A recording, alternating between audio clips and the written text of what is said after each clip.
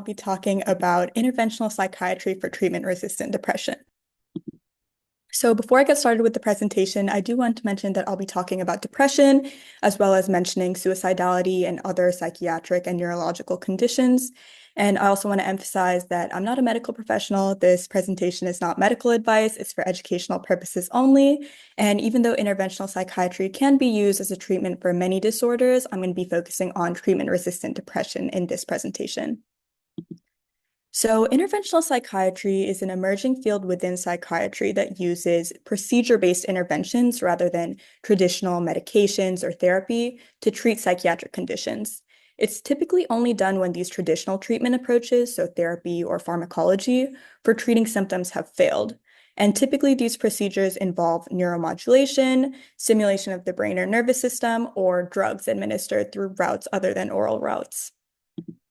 So treatment-resistant depression is a form of depression in which symptom relief isn't achieved after 2 adequate trials of antidepressants. Estimates suggest that up to a third of people who have depression have treatment-resistant depression, and these interventional psychiatry treatments can often be used for patients for whom these other antidepressant treatments have failed. So ECT, or electroconvulsive therapy, is one of the most well-established treatments for treatment-resistant depression.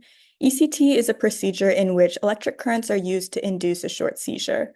Though the exact mechanisms are unknown, one theory is that it can increase neurotransmitter availability or receptor sensitivity of monoamine neurotransmitters, dopamine, serotonin, and epinephrine. Another theory is the neuroendocrine theory, which suggests that ECT induces a release of hypothalamic or pituitary hormones. ECT has been approved for treating severe major depressive episodes that are either treatment resistant or require a rapid response, as well as for treating catatonia, and it is covered by most insurance plans. In terms of advantages and disadvantages, it's generally considered safe and effective, but there is the risk of cognitive side effects such as confusion and memory loss, which vary in severity and length between people. Today, steps like anesthesia and muscle relaxants help prevent a lot of the pain and side effects that were historically involved, but there is still misinformation and media misrepresentation that lead to many people having a negative view. So TMS, or rTMS for repetitive transcranial magnetic stimulation, is another common treatment for treatment-resistant depression that uses magnetic fields to stimulate areas of the brain.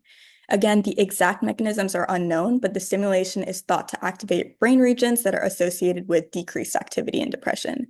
It has been FDA approved for unipolar major depression and is covered by most insurances. It's known to be non-invasive with minimal side effects. So ketamine and S-ketamine.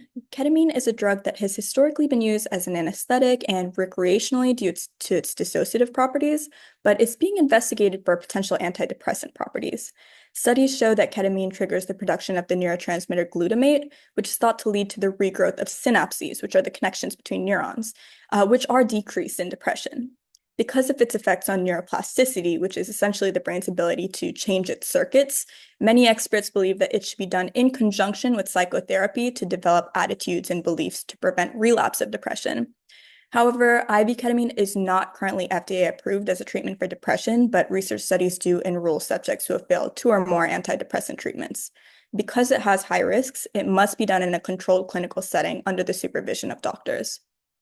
However, S-ketamine, which is derived from ketamine, is an alternative that was recently approved by the FDA and can be taken as a nasal spray. It's similarly thought to increase glutamate levels, but because it can bind more tightly to the glutamate receptors, it's more potent. It does still have side effects, which is why patients must be observed for at least 2 hours after administration. Now, VNS, or vagus nerve stimulation, is a treatment where a device is implanted and attached to the vagus nerve, or cranial nerve 10, and it's thought to modulate mood. This device uses electrical impulses to stimulate the vagus nerve, which travel to the brain and alter brain activity. It is FDA approved for treatment-resistant depression after 4 failed trials of antidepressant medications and/or ECT, but it isn't covered by most insurances, and the implantation itself can cost $10,000. While it has the advantage of being able to function for years before it needs to be replaced, it is thought that its effects build over time, so improvement in symptoms may take months. And it is a surgical procedure, so it carries risks, but the surgery can be done as an outpatient procedure. Now, for the more emerging treatments, there's DBS, or deep brain stimulation, which is currently being investigated as a treatment for depression, in which electrodes are implanted in the brain to stimulate the brain and affect brain activity. Because it's still being investigated, different studies have had electrode placements in different brain regions. It is FDA approved for the treatment of movement disorders, but it is not FDA approved for depression. And it is an invasive procedure involving surgery of the brain and chest wall. Now, magnetic seizure therapy, or MST, is currently being investigated as an alternative to ECT. It's hypothesized that it may be as effective as ECT with less of the cognitive side effects. Similar to ECT, patients are placed under anesthesia and a seizure is induced, but the seizures are thought to be more localized, and it's currently only possible to receive through research studies. While research studies show promising results so far in terms of effectiveness and side effects, many of these studies do have limitations, such as a small sample size. So why interventional psychiatry? Interventional psychiatry treatments can be crucial in cases where a quick response is needed, since medications can take weeks to build with traditional medications, but with interventional approaches, it's possible to see symptom relief after 1 or 2 sessions. So in cases of life-threatening depression, where, for example, someone may not be eating due to their depression, or in cases where someone may have suicidal thoughts or actions, so there's a potential of threat to life, these approaches may be favored. And interventional psychiatry treatments can also be an option for people who have tried many of the more traditional options without success. So this can give hope to a population that often has no hope. For many patients, they could be struggling with depression for years or even decades, and they've tried what they think is all of the possible options. But through these methods, they're able to find an option that works for them, and get that symptom relief that they have been wanting for so long.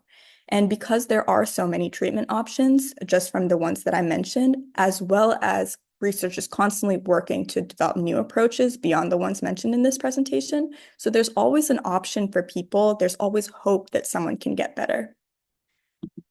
Well, thank you, Nunchi, for giving me this platform, and thank you all for listening. And my references are on the next slides.